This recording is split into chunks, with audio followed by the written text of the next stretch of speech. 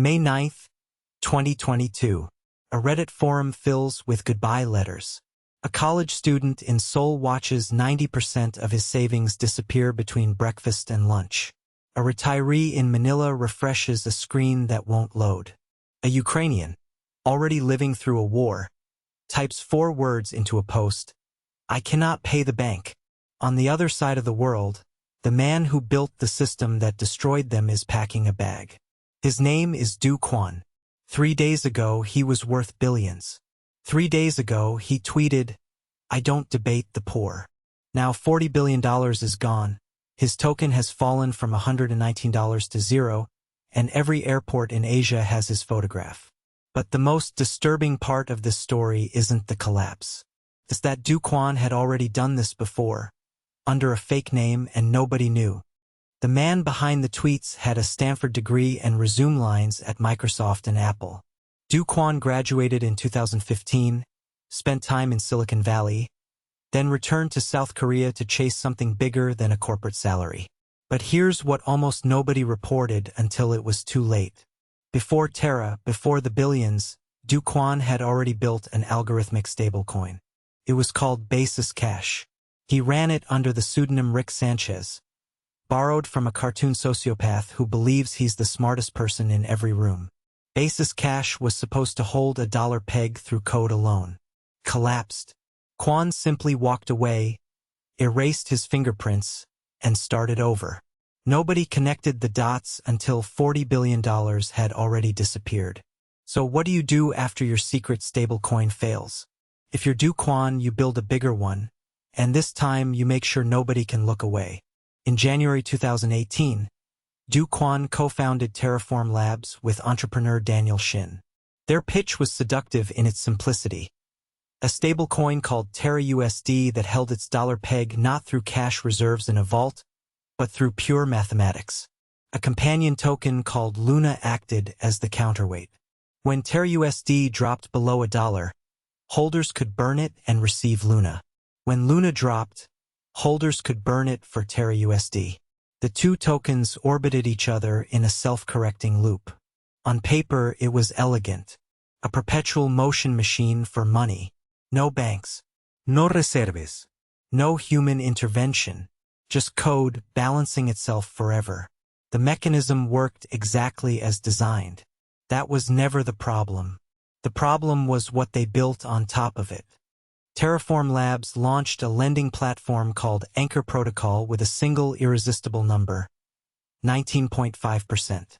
Annual yield on a stable coin. In a world where savings accounts paid 0.5%, where government bonds barely outpaced inflation, Anchor promised 20 times the return with the click of a button.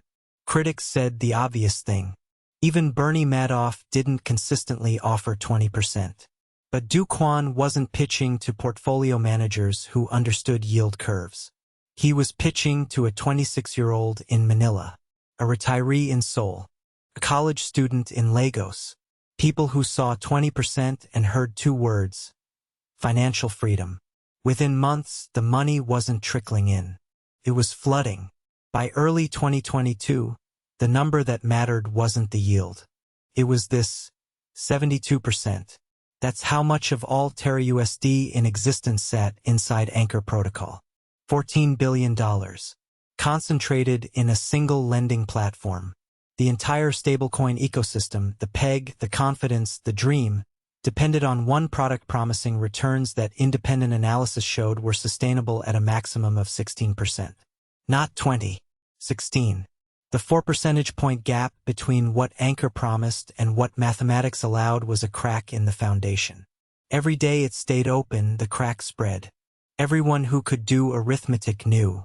But Anchor wasn't selling arithmetic. It was selling belief. But if the math didn't work, why didn't Terraform Labs just lower the rate? They could have lowered the rate. 16% was still extraordinary. In any normal financial market, 16% annual yield would have been headline news. But Kwon didn't want normal. When Anchor's reserves ran dangerously low, when the gap between deposits and borrowers widened into a chasm, Terraform Labs made a choice. They secretly injected $450 million from their own treasury into the protocol. Prosecutors would later argue that money came indirectly from Luna investors themselves. A circular funding loop. Money flowing from believers into a machine that used their own deposits to maintain the illusion that justified their deposits. The 20% rate held. The crack in the foundation sealed over, invisible. And while that foundation crumbled beneath him, Kwon did what he did best. He went on Twitter and talked trash. On Twitter, @stablecoin had become crypto's most polarizing figure. Continue in poverty, sir. You still poor. These weren't offhand remarks. They were a strategy. When economists published detailed analyses showing Terra couldn't survive a bank run, Kwon didn't engage with their models. He mocked their net worth. When a researcher named Algod publicly called Terra a Ponzi, Kwon didn't publish a rebuttal. He questioned why anyone would listen to someone with fewer followers. He later admitted he voluntarily assumed the persona of a villain, understanding that in crypto, being the villain guarantees more attention. And attention was the fuel. Every insult was a headline. Every headline brought more deposits. Every deposit made the 20% promise feel more real. Then he decided to put his money where his mouth was, literally. Kwon wagered $11 million across multiple public bets that Luna's price would be higher in 1 year. The money was held in escrow by a Twitter influencer named Kobe, because in crypto that passes for institutional oversight. These weren't private hedges. They were performances. Every bet was announced to millions of followers. Every bet said the same thing. I'm so confident. I'll stake my own fortune. Around this same time, Kwon named his newborn daughter Luna, after his cryptocurrency. The man wasn't just building a financial product. He was building a religion. And like all religions, it required absolute faith. It was now May 2022. He had 72 hours. He didn't know that yet. May 7th, 2022. Several large investors dump over $285 million worth of Terra USD on Binance in a single coordinated sell-off. Nobody announces it. Nobody explains it. The smart money simply leaves. By the next morning, UST slips to 98.5 cents. Still close enough to $1 that most holders don't panic.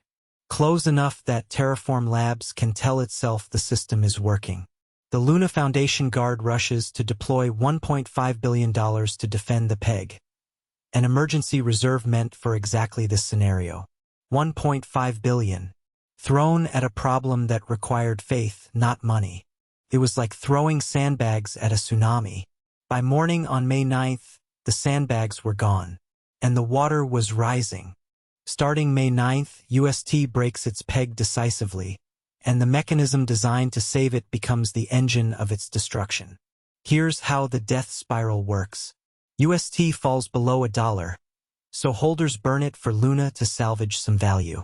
But the flood of newly minted Luna crashes Luna's price, which makes UST fall further, which creates more Luna, which crashes the price further. Faster and faster, each cycle feeding the next. The perpetual motion machine that was supposed to stabilize the currency is now accelerating its annihilation.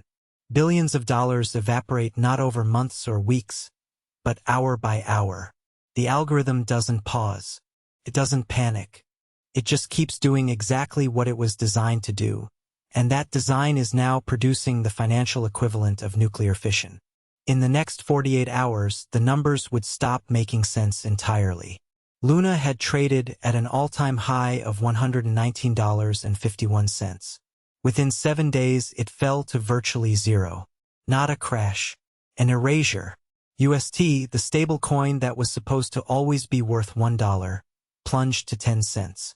People who had deposited their life savings into Anchor Protocol tried to withdraw. The system was collapsing faster than transactions could process. Their money was locked inside a burning building with no exits. $45 billion in market capitalization, gone.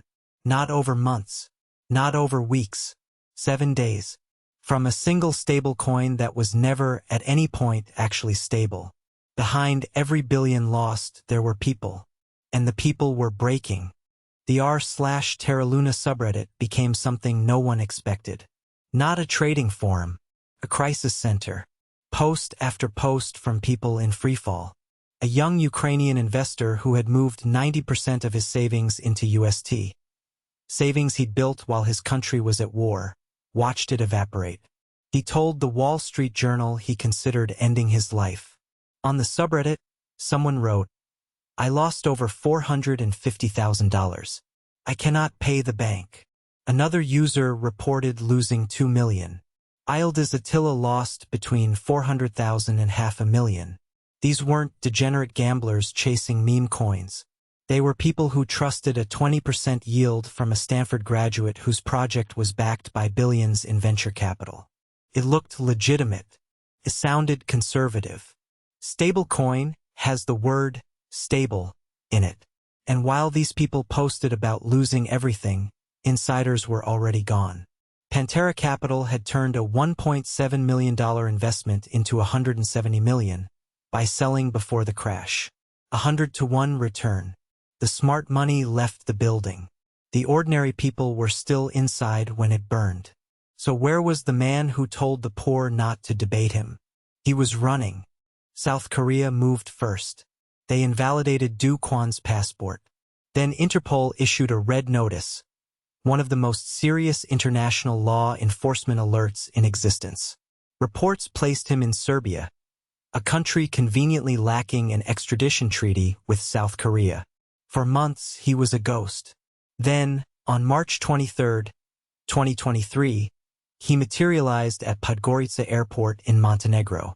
He was trying to board a flight to Dubai. The documents in his hand said he was Costa Rican. They were forged. The man who trolled the world from behind a keyboard, who told economists they were too poor to be worth his time, was caught holding fake papers in a Balkan airport terminal. It took 2 more years before he would face an American courtroom. What followed was a 2-year extradition battle across multiple Montenegrin courts. Appeals, reversals, constitutional challenges. Kwon fought every step.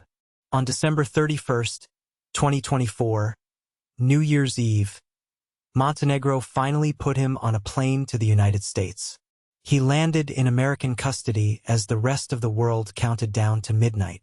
In August 2025, he pleaded guilty to 2 charges: conspiracy to defraud and wire fraud. On December 11, 2025, Judge Paul Engelmayer delivered the sentence. 15 years. His words cut through the courtroom.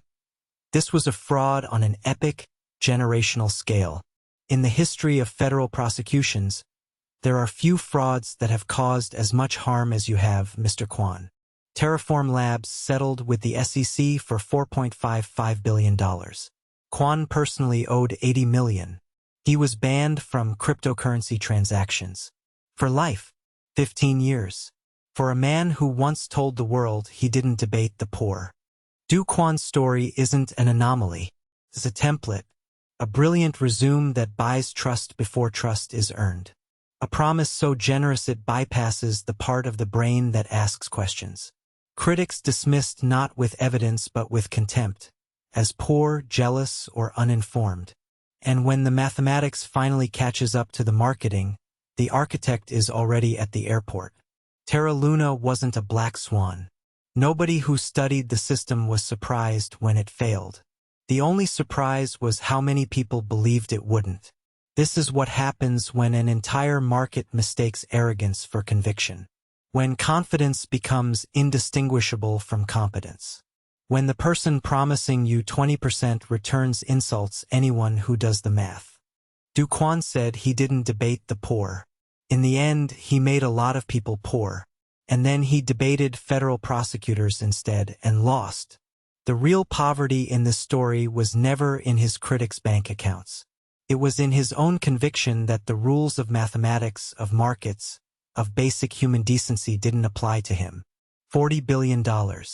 15 years. And a daughter who will grow up knowing she was named after the coin that broke the world. If this story made you think, subscribe. We cover the rises that nobody predicted and the falls that everybody should have seen coming.